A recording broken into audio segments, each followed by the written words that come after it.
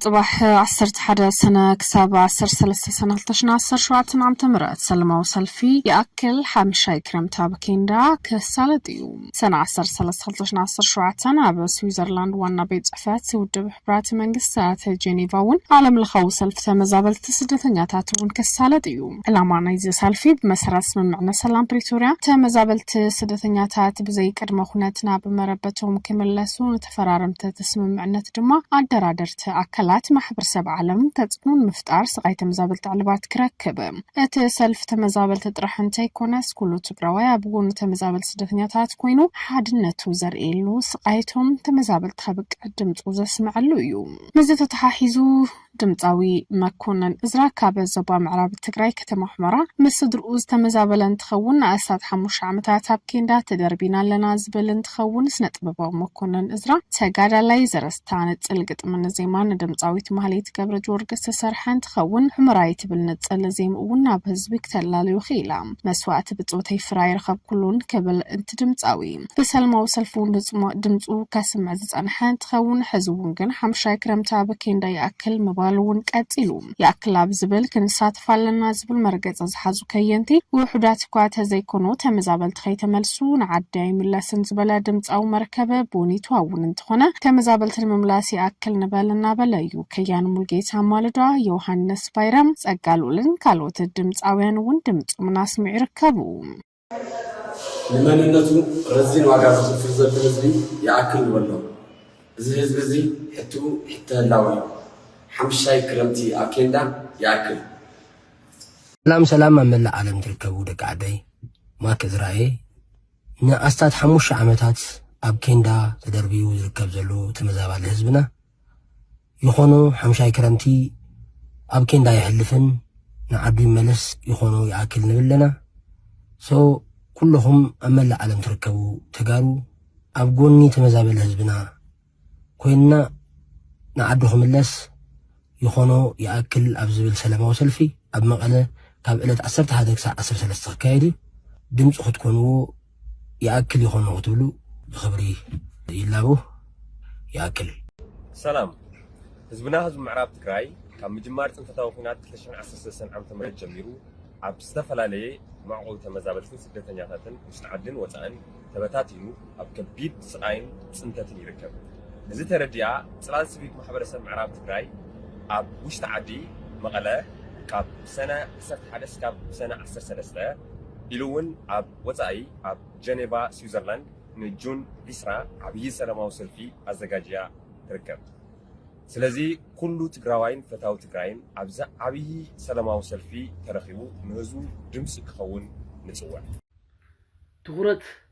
بنفاسن قرن بقاتلون وحجن بطميتن حمامن نحامش سلام بك عدي من العالم تركو تمزالة هزبنا نخملس كلنا يأكل لنا نحامش عامت أو كيندا نخلف نفكر لنا ومن العالم لهم تقارب لهم لتمزال هزبهم يأكل يخونوا يلهم دمس تكونوا له بتحتنا بخورة تيقوكم يغني بمن النتو طرح كم مربتو استمازال محبرسبنا بقلطوفنا مربتو يملس نمبل حمشاي غيزه نمبل حمشاي كرمتي ابتيندا امكرا زحلفلو حزبنا نام مربتو يملس يخونو ياكل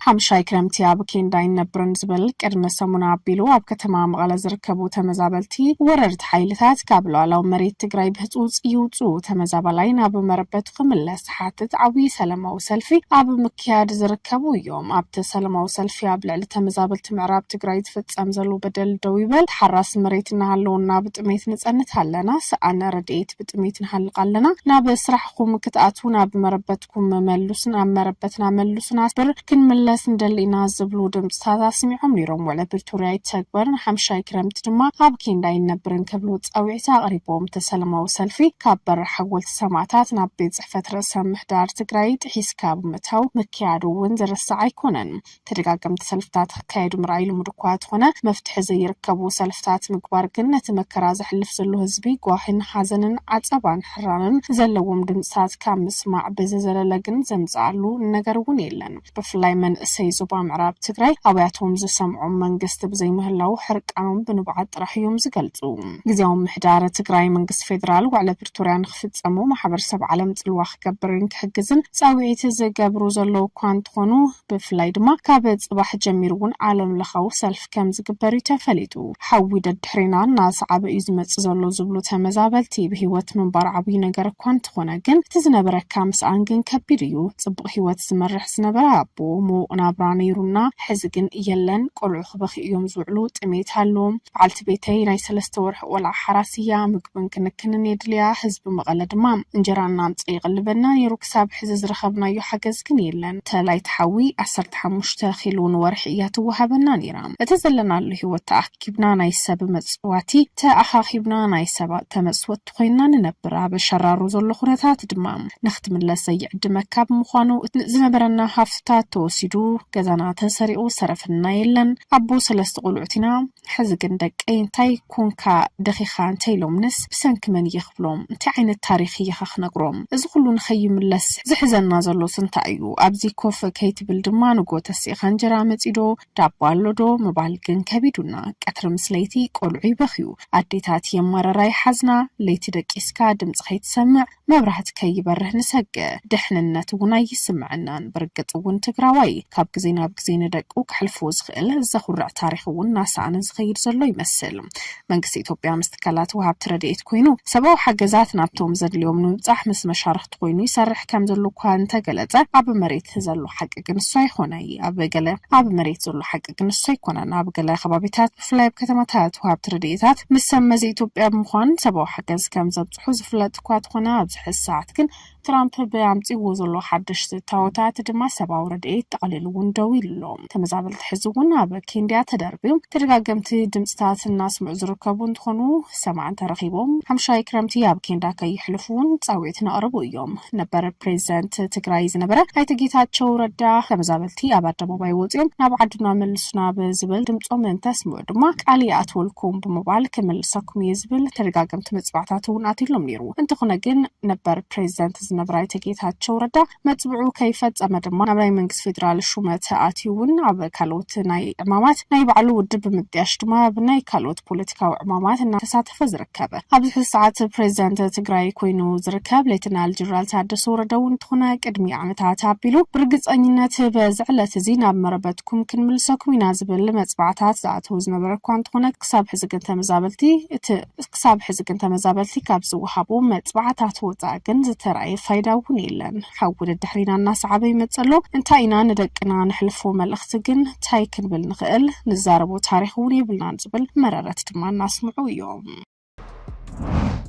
ኣትሌት ገለቴ ቡርቃ ክሳብ ሕዚ ብዘይ ምውላዳ ምስቲ ኣብ ሓዳር ኣጋጢሙ ተባሂሉ ክጽዋዕ ዝጸንሓ ኣጀንዳታት እናተሓሓዙ ክዛረቡ ዝጸንሑ ንዘይ ምውላዳ ምክንያት ኮይኑ ዝብልዎ ዝነበሩ ነገራት ካብኣቶም ሓደ ዝኾነ ኣትሌት መሰረት ደፋር ገለቴ ብጽሑል ኢላ ቃለ መሕተት ድሕሪ መሃባ ናብ ሚድያ ቀሪባ ገለቴ ዝኹሉ ዓመታት ንብረታ ክትምልስ ኣብ ናይ ፍርድ ቤት ኩነታት ክትውትት ዕንክሊል ክትብል ክትወለድ ኣይከኣለትን ኣነ ሕዚ 3 ቆልዑ ሳለውኒ ገለቴ ግን ሓደ ቆልዓ እውን ዘይምጥራይ ብጣዕሚ ዝን ያትብል ወገነተን አትሌታት ገለቴ ዘይ ሙላዳ ኣብ ሓዳራ ዘጋጥማ ሓጎጽ ነዊሕ ዓመታት ኣብኡን ክትሕልፍ ስለ ዝገብር ኣያ ዝብል ምክንያት እውን ይሂቡ ጥቂቶች ተተኩሶብኝ ያውቃል ታፍኜ ተደብድቤ ያውቃለሁ በዚህ ጉዳይ በእያንዳንዱ እንትን ላይ ባሸነፍ ቁጥር ክርክሩ እንትን በተረታ ቁጥር ሌላ አደጋ እየመጣ ነው የደረሰው በጓደኝነት እያለን እንግዲህ በቤተክርስቲያኑ ሕግ መሰረት ሳትጋባ ሰወር ያለ ቦታ ወይም አንድ ላይ እንድትገናኝ አይፈቅዱልህም የትኛውም የፍቅር ግንኙነት እንድትገናኝ አይፈቅዱልህም የሙሉ ወንጌል ላይ ነው እንትኑ ህጓና በዛ ነበር የምንተዳደረውና ሁለታችንም እንግዲህ ካለማወቅ በነበረው ጊዜ ላይ የሶስት ወር ነው የሁለት ወር ጽንስ ትይዛለች አጋጣሚ በቤተሰቦች ጸሎት እስካሁን የነበሩትን አለፍ ያለው አሳልፎኛል አሁንም ያሳልፈኛል የኢትዮጵያ ህዝብ ግን ይሄን እንዲያውቅ ነው ይፈልጋል በጣም አደጋ ላይ ነው ያለሁት ምንም ችግር ቢደርስ ከሷ ውጪ ማንም እንዳልሆነ በዚህ ሌላ ጠላት የለኝም ይሄን እንዲታወቅ ነው ይፈልጋለሁ እግዚአብሔር ያክብርልኝ አመሰግናለሁ ከዛ መኪናው ግን ያዘዋል ተመለሰን መሳሪያው ይዟል ፍቃዱ ከቦርሳዬ ላይ የመሳሪያውን ፍቃድ ወስደውታል ነበር በዓል ገዛውን ናብ ሰይፉ ቀሪቡ ድማ ሓደ ሓሳባት ይቡዝ ነብረ ኳንት ሆነ ገለቲያ ሚዲያ ቀሪባ ዝበለቶም ኩሉ ሓሶት ዩ አነ ተበዳል የንበር በዳል አይሆንኩን ባሉ ይርሳን በቶም ዝተዛረበቶም ነገራት ብዙሕ ምግላል በጽሕን እዩ ዝብል አይተገረመድን ኣብቶ ምስል አሉ ዛዕባታት ምስካሊ ሚዲያ ዝገብሩ ቃለ መሕተቱን ሰፋሕታ አጀንዳታት አልዒልሎ ብፍላይ ድማ ምስቲ ምግላል በጽሕን እዩ አነ ህይወታ መዛቢለ ተባሂለ ናይ ባዕሉ ሓዳር ገይሩ ንሓታ ግን አጽልሚቱና ናተብሃልኩ ክውቀስ የብለይን ክብል ሓዳር ቅድሚ መመስራትና አብዕርክነትና ሓለና ከማጋጣም ዘይትድለ ጥንስ ተፈጢሩ ነይሩ ኣብተ ዘጋጠመ ጥንስ ድማ ናይ 4 ወርሒ በመንባረውን ኣብ ሓደጋ ዘእቱ ከይኸውን ተመሪዕና ተቆልዓን ወለዶ ዝብል ሓሳብ ከም ዘልዓለ ቦገን ገለቲ ግን እምነትና ዘፈቀዶ ስለ ዘይኮነን ኣብ ሆስፒታል ኬና ጥንስ ክወረደ ተገይሩ ይብል ጥንሲ ንኽወረድ ዝወሰዶ ነዊሕ ግዜ ንኽተጋግም ድማ ግዜ ወሲዱላ ይሞ ገለቲ ድሌታ አይኮነን ቆልዓ ክወለድ ምባላ እቲ ክወልድዎ ዝኽእሉ ዝነበሮም ዕድል ከም ዘጽበብዎ ይዛረበት ነበር በዓል ገዛ ንሱ ሰለስተ ቆልዑት ዘለዎ ብምዃኑ ኮሮና ቫይረስ ኣብ መእተዊ ኣከባቢ እውን ድማ ካለ ሓዳር መስሪት ካለ ሓዳር ዝመስርተን ትኸውን ካብ ዝፈላለዩን ነዊሕ ዓመት ዝቁጠረ እኳ ትኾነ ዓመታት ተዛሕለፎ ዘይመስል ዛ አጀንዳ ግን ሕዝነ ምንታዩ ክልዓል ተደልዩ ገለቲ ክሳብ ሕዚ ንምንታይ ሚላ ጸኒሓ ዝዛረብ ዝደለይትሉ ምኽንያት ንምንታይ እዩ ናሳት 7 ዓመታት ምጽባይ ንምንታይ ከተደልዩ ዝብል ሕቶውን አልዒሉ ውሽጣዊ ምስጥራት ካና ተቀላልዓኻ ሚዲያ ሙጻ መፍትሒ ከም ጸልና ይኽእል እዩ ናበሉ ዝርከቡ እንትኾኑ ጉልባባቶም ናተቀላልዑና ሚዲያ ዝቀርቡ ዘለዉ ዞም ነበራት ሰብ ሓዳርውን አነ ክዛረባይ ምደለኹን ነይረ ናበሉውን ዝዛረብዎ መዓት ግን አደብ ዘይብሉ ኮይኑሎ ፍትሕያ በሚዲያ ረክቢና ዝብሉ ዘለዉ ኮይኖም በወገን አትሌት ገለቴ ፍትሒ ወሃበን ክትብል እንትትዛረብ አነንተ ሞይተ ተሓታቲት ንሳያ ህዝቢ ኢትዮጵያ ይስምዓለይ ክብል ድማ ነበር በዓል ገዛውን ተዛሪብሎ